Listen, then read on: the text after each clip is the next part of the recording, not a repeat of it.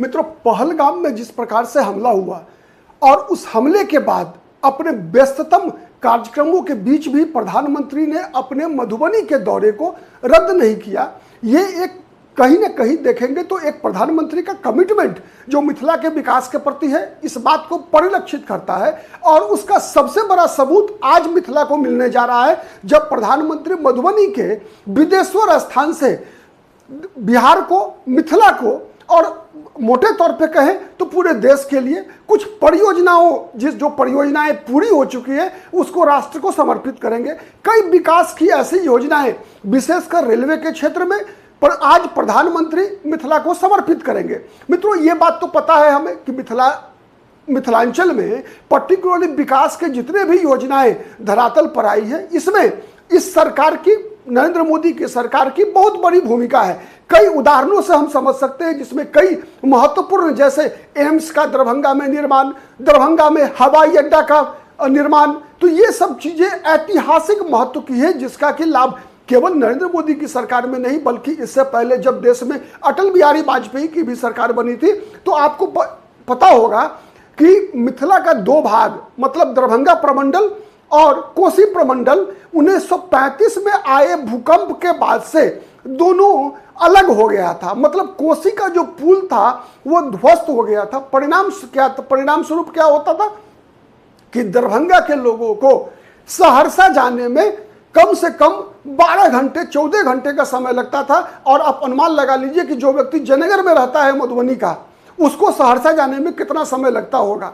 ठीक है, तो ये तो इतिहास की बातें हो गई, उसको बदल दिया गया। न केवल दरभंगा एम्स, दरभंगा एयरपोर्ट, बल्कि मखाना को जीआई टैग दिलवाकर नरेंद्र मोदी की सरकार ने मिथिला के विकास के लिए एक मील का पत्थर स्थापित किया। उतना ही नहीं, नरेंद्र मोदी की सरकार के दौरान मिथिला पेंटिंग को जितना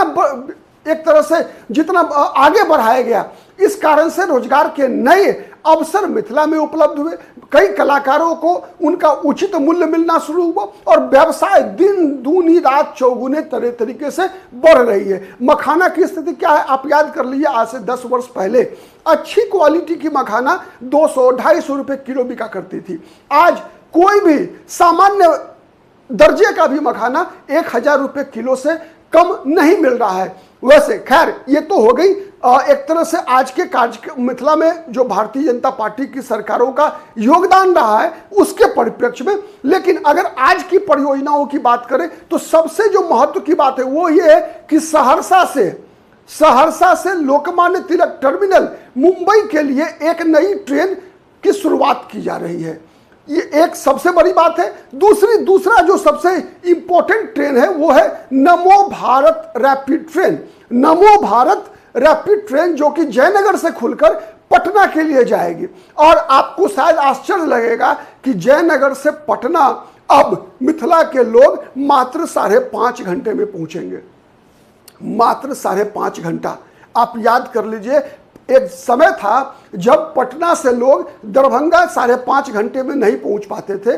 अब जयनगर से पटना लोग मात्र 5.5 घंटे में पहुंचेंगे। और सबसे उससे भी बड़ी बात क्या है ना कि इस ट्रेन की जो टाइमिंग है वो बहुत ही जबरदस्त है। सुबह 5 बजे वो चलेगी जयनगर से और पटना 10:30 बजे पहुंचेगी। वैसे ही शाम में 6 बजे पटना से चलकर रात के 11:30 बजे जो है ये ट्रेन जयनगर पहुंचेगी। तो ये टाइमिंग जो है ना, ये कि लोग पटना में या फिर मधुबनी में या जयनगर में अपना भर दिन काम करेंगे और काम खत्म करने के बाद फिर शाम में या फिर दूसरे दिन सुबह में पटना से चलकर अपने गंतव्य को पहुंच जाएंगे। तो ये और जो सहरसा से मुंबई का जो ट्रेन है यह भी एक बहुत बड़ी बहुत सुविधा उत्पन्न करेगी। साथ ही सुपौल पिपरा रेल लाइन की आज एक तरह से जो उद्घाटन होना है, उसके अलावा हसनपुर बिथान नई रेलवे लाइन का उद्घाटन होना है। उसके अलावा Khagaria Alauli rail line, Lalit Gram bypass rail line, Laheriasarai road over bridge ROB.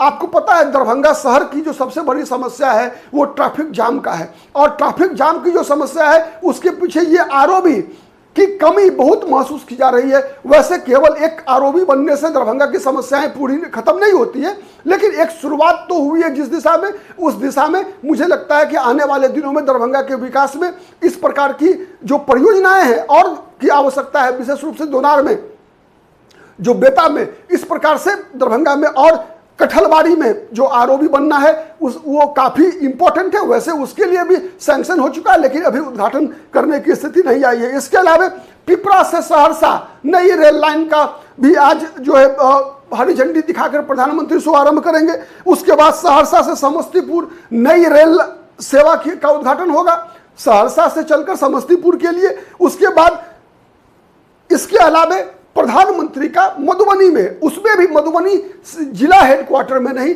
Darbhanga headquarter में नहीं, बल्कि बिदेश्वर स्थान, आपको शायद पता होगा कि मधुबनी में बिदेश्वर स्थान में जो शिवलिंग है, जो महादेव का मंदिर है, उसका काफी ऐतिहासिक महत्व है। उस क्षेत्र के लोगों के लिए बिदेश्वर स्थान के प्रति काफी आस्था है। तो इसी आस्था से और प्रधानमंत्री के आगमन से उस क्षेत्र का जो तो विकास हुआ है, अभी ये विकास केवल अभी तत्काल तो आपको दिखता होगा कि प्रधानमंत्री के दौरा के कारण इस प्रकार की कई विकास की योजनाएं आई, लेकिन आने वाले समय में हम देखेंगे कि इस एरिया का, आप जैसे होता क्या है ना कि किसी भी सामान्य जगह पर जब प्रधानमंत्री या फिर इस तरह के राष्ट्रीय अंतर्राष्ट्रीय स्तर के कोई कार्यक्रम रखे जाते हैं, तो उस स्थानीय स्तर पर जो एक विकास का जो एक सिलसिला शुरू होता है, वो कहीं ना कहीं लोगों को प्रेरित करता है। कहीं ना कहीं वहाँ के स्थानीय जो समाज सेवी होते हैं, जो राजनीतिक कार्यकर्ता होते हैं, उनको भी एक दिशा निर्देश मिलता है कि किस प्रकार की आवश्यकताएं किस क्षेत्र के लिए है। तो ये आज के लिए प्रधानमंत्री का कार्यक्रम एक मील का पत्थर होगा, साबित होगा मिथिला के लिए। साथ ही आज पहला कार्यक्रम है पहलगाम में, जिस प्रकार की कायरतापूर्ण हमला किया गया, वहाँ लोगों से उनका धर्म पूछकर, उनका नाम पूछकर, उनके धर्म को जानने के लिए इवन उनको धर्म को चेक किया गया, कपड़ा उतरवाया गया। तो इस प्रकार से अपमानजनक जिस प्रकार से व्यवहार हुआ है वहां पहलगाम में, उसके बारे में भी प्रधानमंत्री जरूर कुछ ना कुछ अपने विचार रखेंगे। और पूरे देशवासियों की नजर मधुबनी की सभा पर होगी कि प्रधानमंत्री इस सभा में क्या कहते हैं। आपको याद होगा मित्रों, उरी में जब घटना घटी थी, उरी की घटना के बाद प्रधानमंत्री ने अपने पहले ही आम सभा में पाकिस्तान को चेतावनी दिया था कि घर में घुसकर मारेंगे। तो क्या प्रधानमंत्री आज फिर पाकिस्तान को, जिस प्रकार से पिछली बार उरी की घटना के बाद जिस प्रकार से पाकिस्तान को चेतावनी दिया था कि घर में घुसकर मारेंगे, तो क्या फिर कल प्रधानमंत्री को इसी प्रकार की घोषणा मधुबनी की धरती से करने वाले हैं? क्योंकि मधुबनी शक्ति की धरती है, माता जानकी की धरती है। मधुबनी में जहां पर प्रधानमंत्री की सभा होनी है वो बाबा महादेव की धरती है। महादेव की धरती से क्या प्रधानमंत्री पाकिस्तान नाम के शैतान को फिर कोई चेतावनी देने जा रहे हैं? ये बातें आज स्पष्ट होने वाली है मधुबनी की धरती से, बाबा बिदेश्वर नाथ की धरती से, माता जानकी की धरती से और मधुबनी से। प्रधानमंत्री की सभा पर पूरे देश के लोगों की आज नजर रहेगी। इसीलिए मित्रों, आप भी अपनी नजर बनाए रखिएगा प्रधानमंत्री की सभा पर। हमारे चैनल पर भी हमारे साथ आप सब प्रधानमंत्री की रैली से जुड़े रहेंगे। एक एक मिनट पल पल प्रधानमंत्री के बयान की, प्रधानमंत्री के भाषण की का हम लगातार आपके समक्ष विश्लेषण लेकर आएंगे। आप हमारे चैनल से जुड़े रहेंगे। आपके लिए आज के लिए इतना ही। तब तक के लिए धन्यवाद। फिर प्रधानमंत्री की सभा शुरू होते ही हम आपसे दोबारा जुड़ेंगे। तब तक के लिए धन्यवाद। नमस्कार। जय हिंद, जय भारत।